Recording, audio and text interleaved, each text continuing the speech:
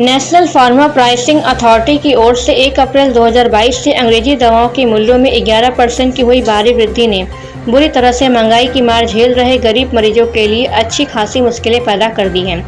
ऐसे मुश्किल दौर में प्रधानमंत्री जन औषधि योजना के तहत आर्थिक रूप से कमजोर मरीजों के लिए वरदान साबित होने वाला जेनेरिक दवा धीरे धीरे करके आम जनता का ध्यान अपनी ओर आकृष्ट करने का काम कर रही है, जो कि अंग्रेजी दवाओं के मुकाबले काफ़ी सस्ते दर पर देश भर में 739 जिलों में 8,610 जन औषधि केंद्रों पर 1,616 उत्पादकों के साथ अपनी उपस्थिति दर्ज करा रही है। गुणवत्ता के मामले में यह अंग्रेजी दवाओं के मुकाबले कहीं से भी कमजोर नहीं है। इन्हें जेनेरिक दवाओं का इस्तेमाल बिना किसी संदेह के करने की अपील के साथ लोगों में जागरूकता लाने के उद्देश्य से सामाजिक संस्था सुबह ए बनारस क्लब के बैनर तले संस्था के अध्यक्ष मुकेश जायसवाल, समाज सेवी उपाध्यक्ष अनिल केसरी, कोषाध्यक्ष नंद कुमार टोपी वाले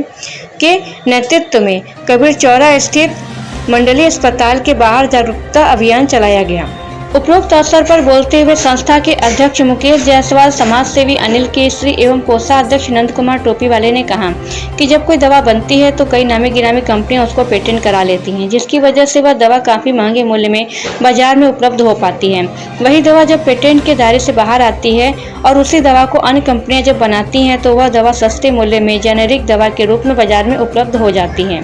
बाजार में वरदान के रूप में आए प्रधानमंत्री जन औषधि परियोजना के तहत जेनेरिक दवाओं ने काफी हद तक गरीब, मजलूम, आर्थिक रूप से कमजोर मरीजों और उनके परिजनों को राहत देने का कार्य किया है। जन औषधि केंद्र पर बिकने वाली जेनेरिक दवाओं की गुणवत्ता को लेकर शुरुआती चरण में काफी अफवाहें भी फैलाई गईं, मगर वास्तविकता यह है कि इसकी गुणवत्ता चमकीली भड़कीली पैकिंग में बिकने वाली अंग्रेजी दवाओं से कहीं भी कम नहीं है। कमीशन के चक्कर में फैलाए गए इसके दुष्प्रचार एवं न जानकारी होने की वजह से लोगों में इसके प्रति जागरूकता में काफ़ी कमी थी, जो कि धीरे धीरे करके दूर हो रही है। अब इसका अंदाज़ा इसी से लगाया जा सकता है कि जो कोई भी जेनेरिक दवा का इस्तेमाल एक बार कर लेता है तो उसके बाद उसका रुझान खुद ब खुद उसकी ओर हो जाता है। वक्तव्य ने बताया कि अंग्रेजी एवं जेनेरिक दवाओं के मूल्यों के अंतर का अंदाजा उदाहरण के तौर पर इसी बात से लगाया जा सकता है कि जो शुगर की दवा अंग्रेजी के दवा में अगर 180 रुपये प्रति 10 गोली का पत्ता है तो वही दवा जेनेरिक दवा में 26 रुपये प्रति पत्ता एवं प्रोस्टेट के रोग में इस्तेमाल होने वाला अंग्रेजी दवा अगर 500 रुपये प्रति पत्ता के ऊपर मिलता है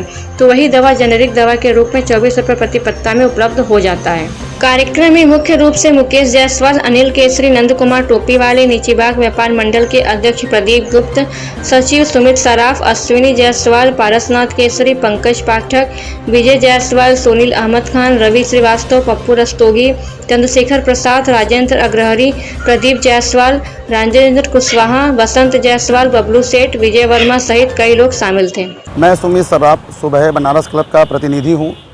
हमारे अध्यक्ष मुकेश जी जायसवाल के सानिध्य में यह जन जागरूकता अभियान जेनेरिक दवा को लेकर के आज चलाया जा रहा है, जो कि समाज में उन लोगों के लिए वरदान है जो काफ़ी गरीब हैं, आर्थिक रूप से कमज़ोर हैं। यह दवा उनके लिए एक वरदान है, क्योंकि जो अंग्रेज़ी दवा है वो काफ़ी महंगी है और वो दवा जो 200 रुपये पत्ते में आ रही है वो सेम सॉल्ट की दवा जेनेरिक में 20 से 25 रुपये में लोगों को उपलब्ध है। यह केंद्र जो है प्रधानमंत्री जन औषधि केंद्र के तत्वाधान में चल रहा है और सरकार का इस पे बहुत अच्छा एक योजना है कि लोग इससे लाभान्वित हों। तो मेरा भी लोगों से अपील है कि आप लोग भी जेनेरिक दवा के प्रति अवेयरनेस लाएं और इसको अपने समाज में चर्चा का विषय बनाएं और एक दूसरे को जागरूक करें, जिससे समाज में सभी लोगों का लाभ हो। और करीब भारत भर में 9,000 केंद्रों पर यह दवा उपलब्ध है और 1600 लगभग उत्पाद में यह दवा प्रोडक्ट में बनाई जा रही है और काफ़ी कारगर यह दवा है, लोगों को काफ़ी लाभ पहुंचा रही है। मैं मुकेश जायसवाल, अध्यक्ष सामाजिक संस्था सुबह बनारस क्लब। देखिए, ये तो पूरा जो है जितने भी डॉक्टर सरकारी अस्पताल में हैं उनको जेनेरिक दवा लिखने का अधिकार है, उनको हिदायत भी दिया गया है कि वो जेनेरिक दवा लिखें। अब इस बात का सरकार इस पर जो है कड़ाई से देखे, पालन करवाए कि कितने डॉक्टर लिख रहे हैं, कितने नहीं लिख रहे हैं। उस पर अगर कोई नहीं लिख रहा है तो उस पर वो कार्रवाई करने का कार्य। कहीं न कहीं जो है डॉक्टरों का भी जो है इस दवा से दूर भाग रहे हैं। वो पर्सनल अपना जो है दवा लिखते हैं, कुछ कमीशन का चक्कर होता है, तो वो